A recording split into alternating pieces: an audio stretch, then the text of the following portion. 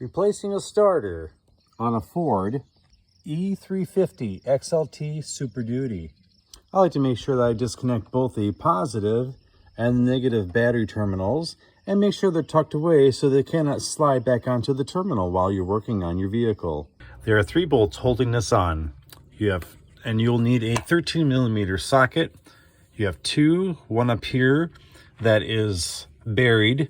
You'll need 2 short extensions in order to get your wrench out here and to break that nut loose.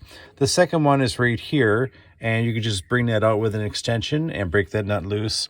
And the third one is right here. Of course, it's a double nut, so you have to be sure that you break the first one loose first. And of course, you take off your connectors here, and 13, except for that little one right there, that is a 10. Now, with Ford, they're saying that you need to leave this lead on here because the old leads can cause a no crank.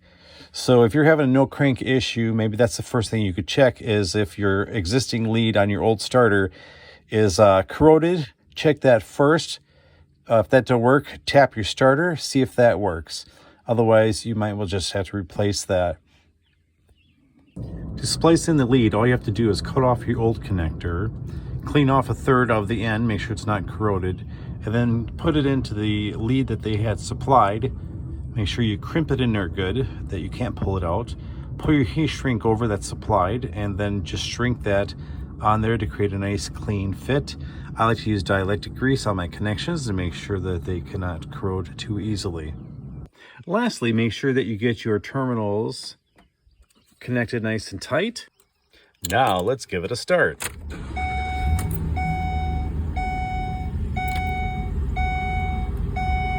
Other things to consider is your shifter sloppy, your ignition switch in your steering column, or your transmission range sensor. Those are things you want to check out, and this information is for educational purposes only. Thank you.